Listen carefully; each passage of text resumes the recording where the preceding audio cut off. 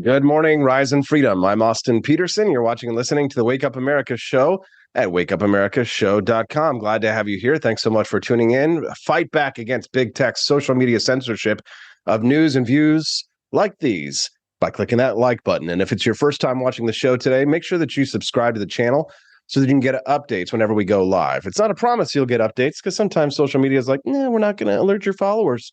So what can you do? Well, just remember, every Monday through Friday, the Wake Up America show streams live from 7 a.m. to 9 a.m. Central Time. So set an appointment on your calendar. Come back and join us 5 days a week. It's a great way to stay updated on all the world events that you can use. These days, I have really been smitten with Vivek. Cupid's arrow has found its way to my heart for a young Indian man running for president of the United States. I don't know. He gives me really strong AP for Liberty vibes, or AP for LP 2016 vibes. But not everybody is so smitten with Vivek Ramaswamy. As a matter of fact, a lot of people who share my same philosophy and ideology are a little bit more skeptical of him. So I need somebody to come in here and slap me around a little bit and shake some sense into me. That's why I brought my friend Chris Spangle from the Chris Spangle Show on with me right now. Good morning, Chris. How you doing, brother? Austin, how does somebody look so handsome this early in the morning?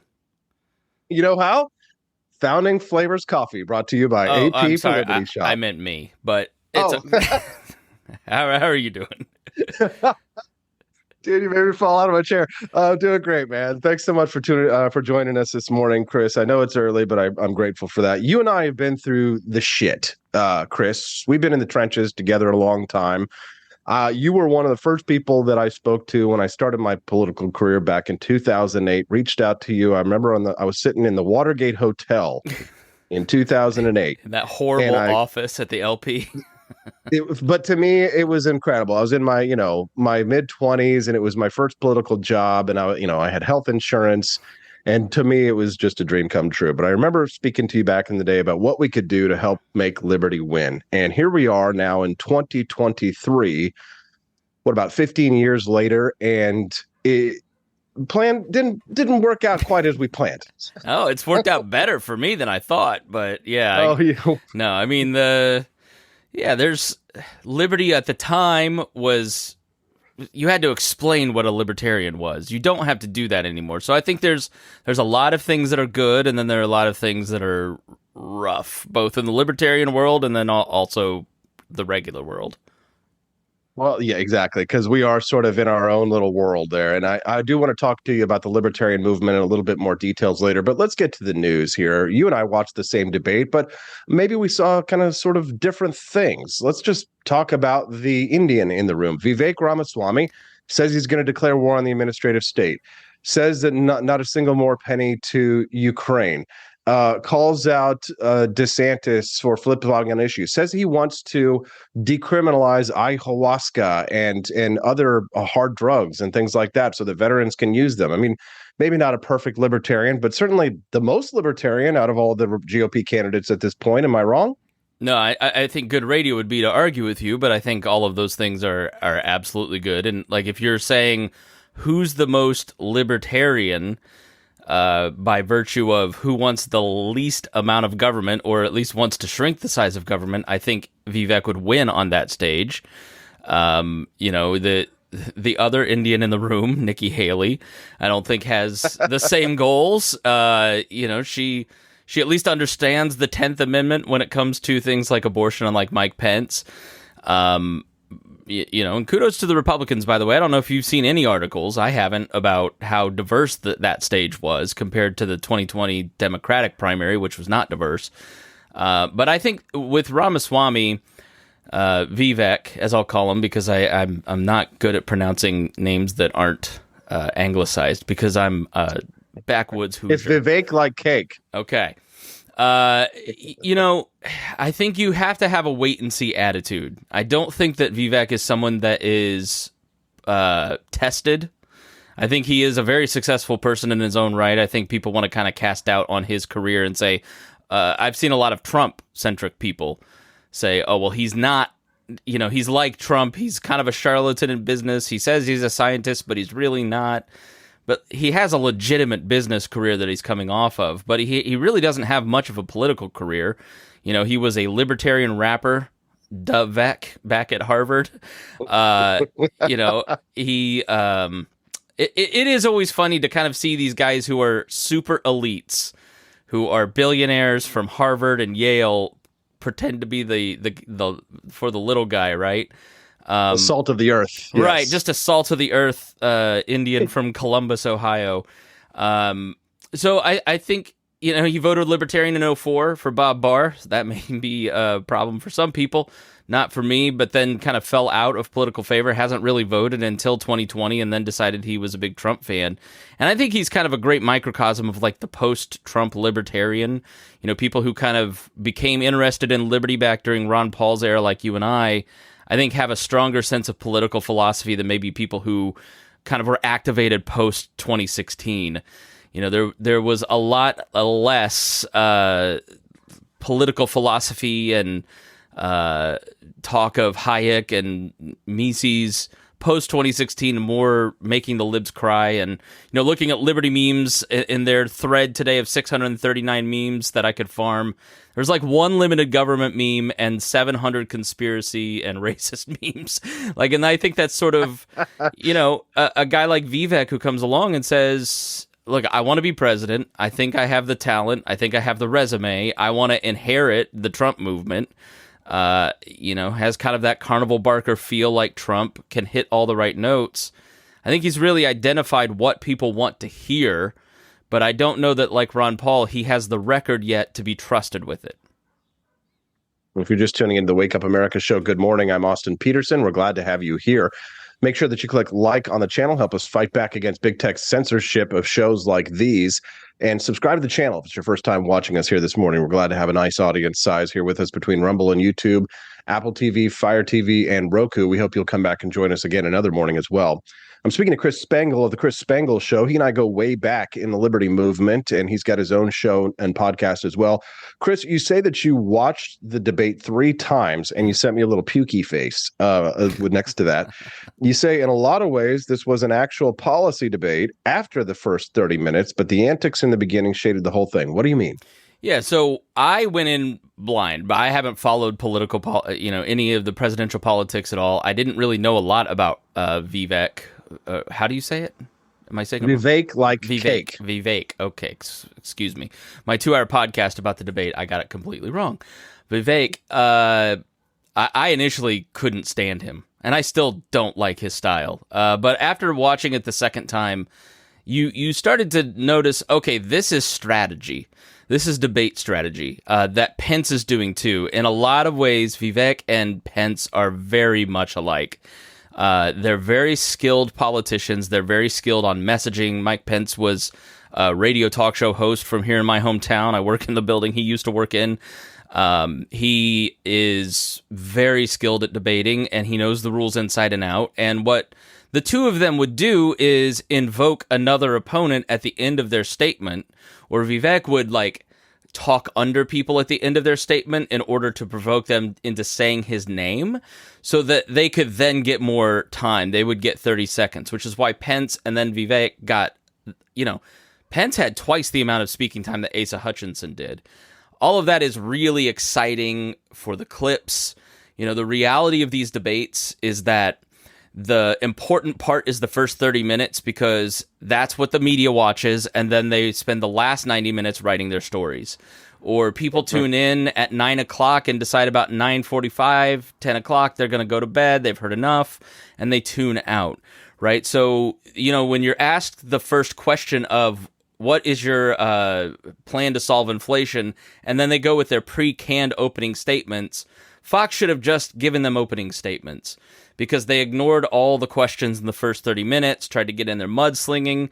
But then if you watch the second half of the debate, things like abortion, which is what they spent the most time on, that was an actual policy debate. You had Nikki Haley saying, look, we have to come to some consensus. Nikki Haley's strategy very much for this debate was to get anyone who wasn't a hardcore Trump supporter, who was a soft R, maybe a centrist, to kind of like her. I'm going to start out swinging at the Republicans, rightly saying they're big spenders. I'm going to actually answer questions about climate change. I'm going to have kind of a softer answer on abortion that is more favorable towards women.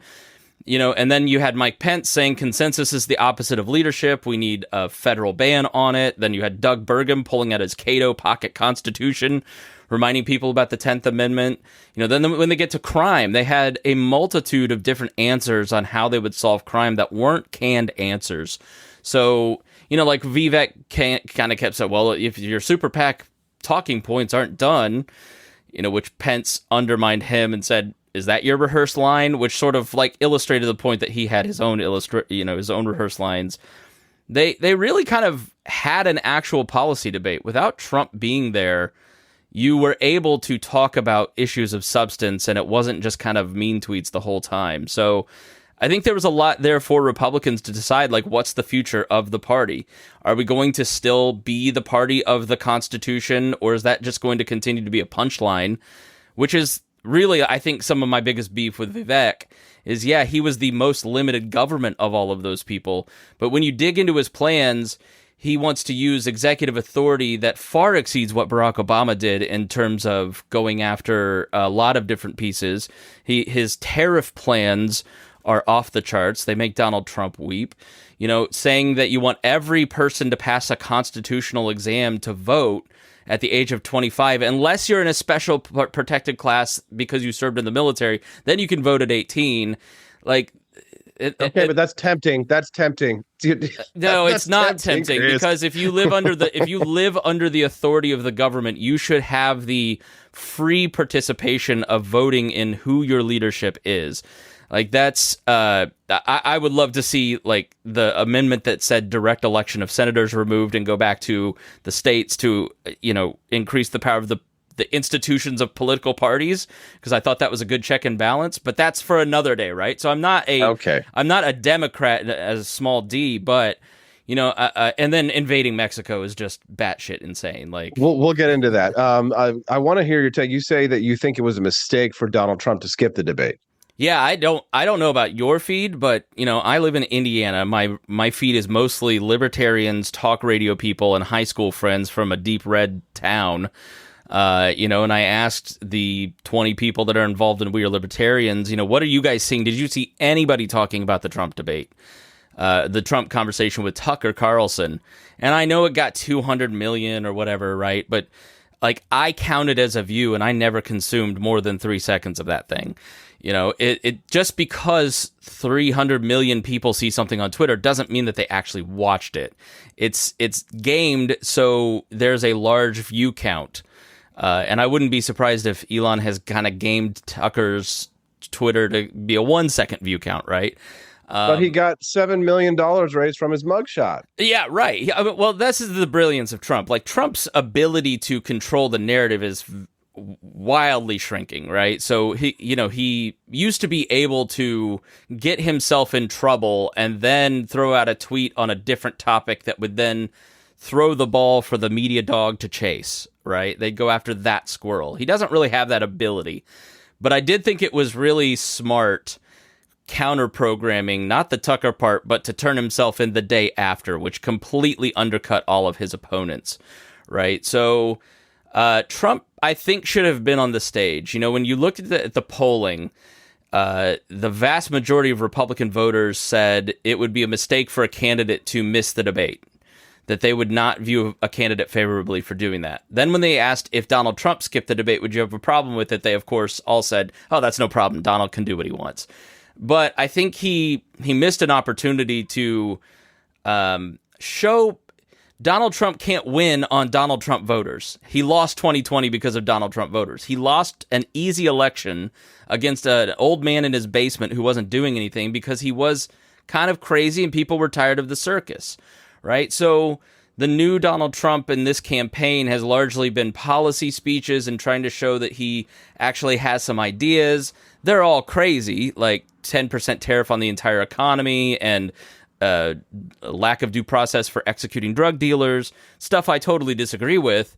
But if you want to win that other 70,000, 100,000 people in states that you need to actually beat Joe Biden again, you're going to have to show that you have some vision beyond I'm the victim here, right? Like, because fundamentally at the end of the day, the right in its totality has been raised on being a victim is bad, right? You and I, Al Sharpton's horrible because he's just a perpetual victim and professional victim. So it's interesting to see them all kind of fall for that with Trump. But I think Trump, if he wants to actually beat Joe Biden, he can't just count on how bad Joe Biden is. You know, he's got to actually show some mettle. And I don't think I never saw anybody talking about Trump's stuff with Tucker. They love him because he's funny. And that's sort of my thing with Vivek. If you're Trump, but 30 years younger, like, why are you running? What's the point of you running? We've already got a Trump, and he's way funnier. He's at least entertaining. Right? Well, some people think he's going either for VP or maybe some kind of like cabinet role, in which case he's probably doing a good job at that. But let me just reset real quick. If you're just tuning into the Wake Up America show, good morning. I'm your host, Austin Peterson. Glad to have you here. Appreciate you tuning in live, getting up bright and early with us today. I'm speaking to Chris Spangle. He is the host of the Chris Spangle Show. He's joining us live right now to give his view on the GOP debate from last week. The last point here that I think is really interesting from you on this one is that a lot of DeSantis supporters are posting polls saying that he won the debate and that now he's surging and that this is DeSantis's time. I don't see it, Chris. Do you? I don't. I mean, I think he Scott Walkered himself, to be honest. I mean, Scott Walker in 2016 looked inevitable. And then, you know, what you have to remember about this stuff, right? You know, in 2008, I covered all the presidential candidates except John McCain here in Indianapolis. And I remember Mike Huckabee walking in, shaking the hands of everyone in the room, giving this amazing speech, talking about the fair tax and vision and values. And I remember saying to my radio host partner, Abdul, this guy's going to be the next big thing. And he was. He had a really big moment after the next debate because he seemed like really likable. I was not a libertarian yet. I liked Mike Huckabee then. You know, Mitt Romney was like a robot. You know, Fred Thompson at that point was the front runner, and he showed up to this thing at this Midwest thing and just crapped the bed. And it was obviously he was on the way down, right? You know, you remember Herman Cain and 999, and oh my gosh, libertarians to a lesser extent, but conservatives especially, have this fatal flaw of wanting, because they're not popular and because they're not generally liked by, you know, some people revel in that, but for a lot of people that is a psychic wound. And so if Chuck Norris says nice things about us, we're going to, you know, put him on every stage possible, right? He's going to be the next big thing. Oh my gosh, Kyle Rittenhouse. That's what I think is interesting about Oliver Anthony, is he's not buying into the big complex, right? And selling out. And he could, and they're offering him it's like Satan and, you know, offering Jesus, like, bow down to me and I will give you all of these kingdoms. Right. And DeSantis, I think, had that moment where, you know, he's despised by the media, but let's be honest. I know we're talking about should we get masks and vaccines again, but for most people, you know, COVID in 2020 is not even in their top 10 of concerns. You know, if you were to talk to most people, they want to move on and they want to forget.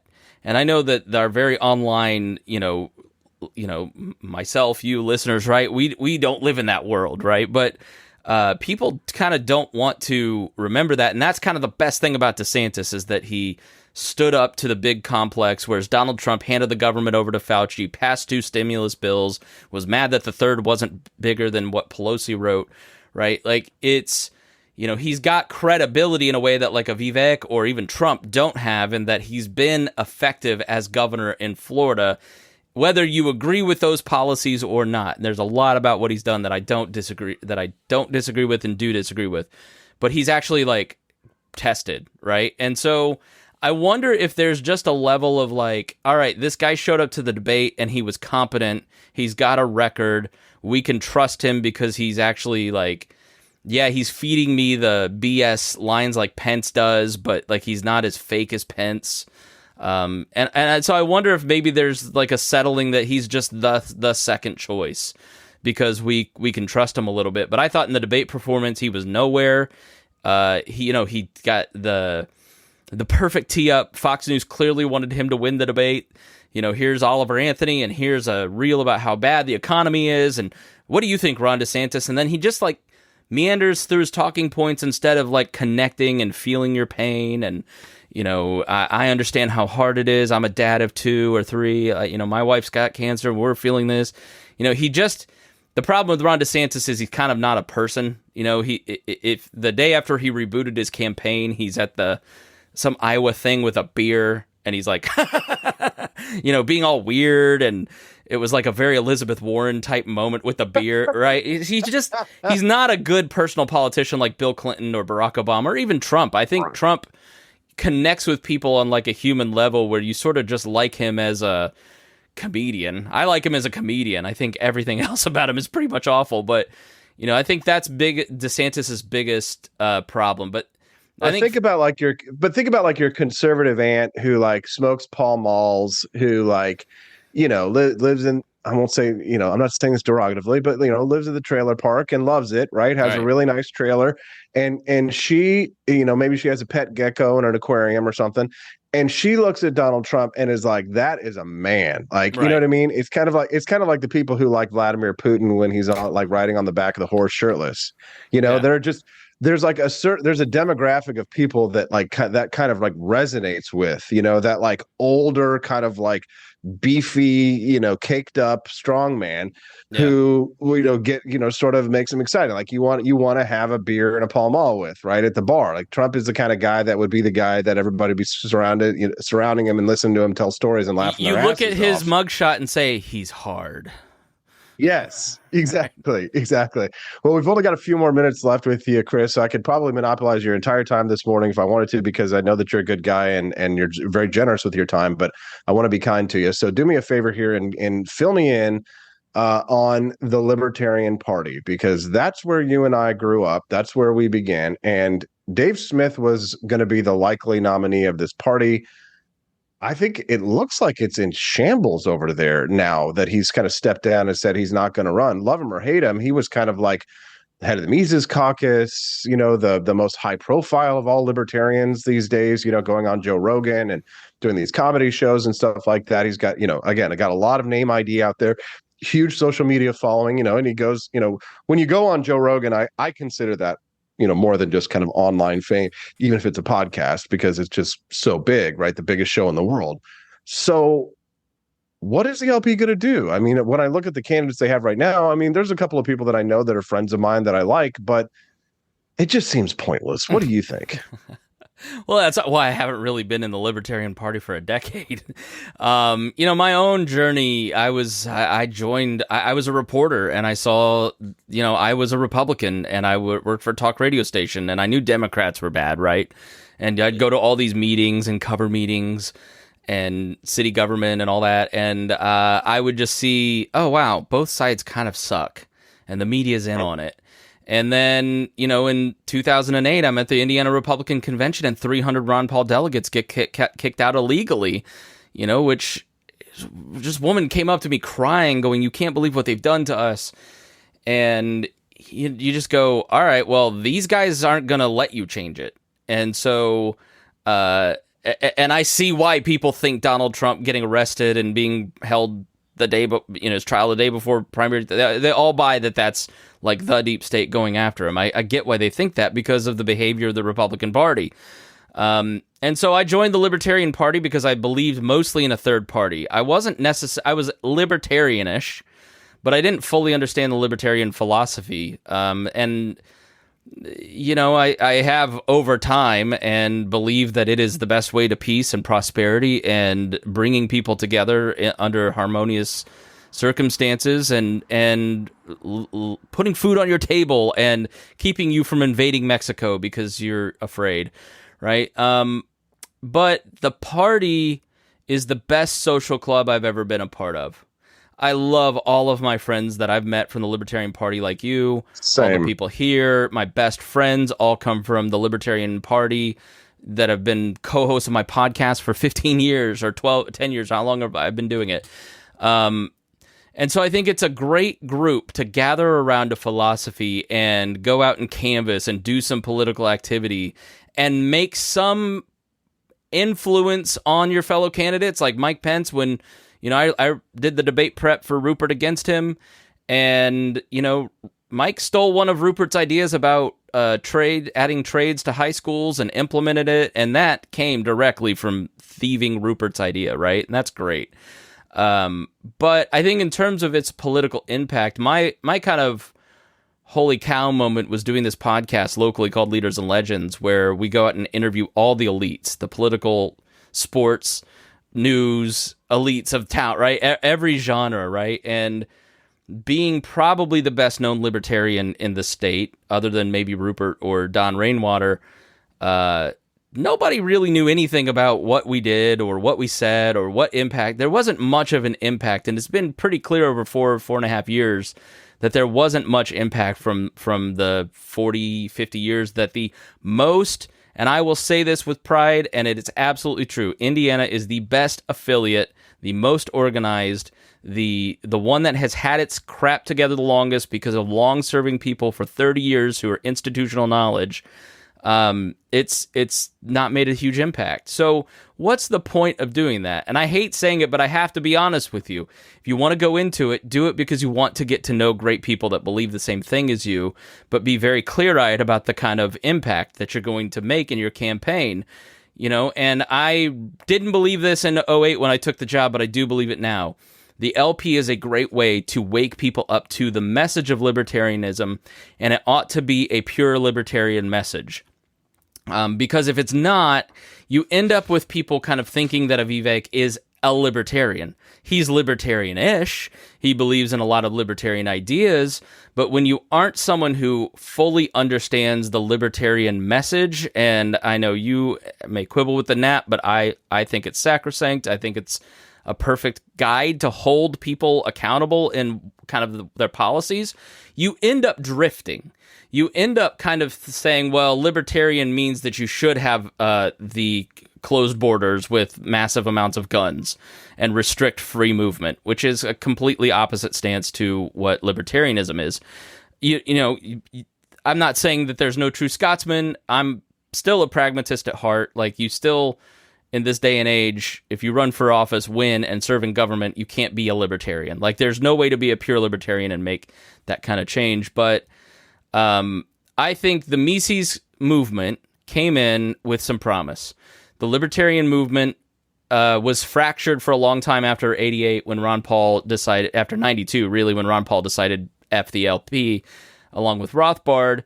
And, it was very difficult from 08 to 12 when I was there, because you couldn't get any Ron Paulers to support any LP candidates.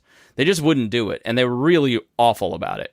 So when the Mises movement kind of came in and said, let's blend these two together and fight together, I was like, awesome. But the leadership was so incompetent and so hostile to any form of institutional knowledge, and such demagogues, that you knew that this was going to be the end result. Because you can't drive out the people who have been there for 20, 30, 40 years that have put, their personal car collections on the line to buy the asset of the building like Jim Lark did, and drive those people out because they're not your type of libertarian, and expect to succeed. Because the people who came in being told by the messengers, we're going to just kill this. This is an inevitable victory. It's like, well, you don't know what you're in for then. You haven't ever run a campaign. So what would you know about running an LP campaign when you've never done it? So to read their leaked memos of like, did we really just all take this over for the Twitter?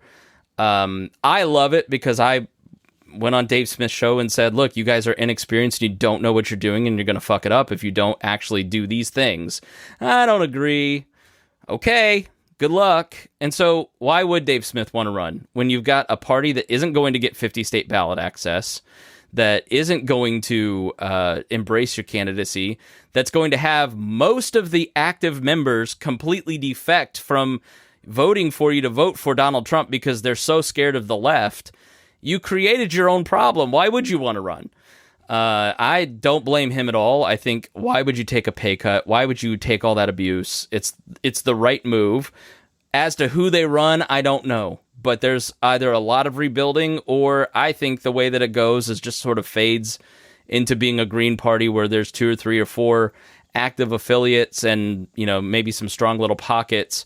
But I saw this over the last 20 years. Like, people just aren't as into political parties. They're about embracing candidates they agree with. So yeah, that's kind of my assessment of it. Failure was inevitable if you had any kind of knowledge about how the LP works, how politics works. And they didn't want to learn, and their own lack of humility is what sowed their fate. Interesting point of view, and one that could only come from someone who has a lot of political experience in that arena. Chris Spangle, anything else that you'd like to share with our listeners, or anything you'd like to plug before we let you go, Chris? So yeah, check out the Chris Spangle Show. You can find all the We Are Libertarians podcasts, including our great friend Brian Nichols, who is a big Vivek fan. Just did an episode on it, so check that out. And yeah, I'll have a big opportunity on television coming soon. So stay tuned. Follow me on social media and you can find that out. Oh boy, we're excited about that, Chris. We'll keep an eye on it and let us know when that happens and drops. We'll have you back on the show so you can promote it. All right, great. Thank you. Thanks a lot, Chris. Have a good one. Thank you very much. What do you think of Chris Spangle? Send us a text at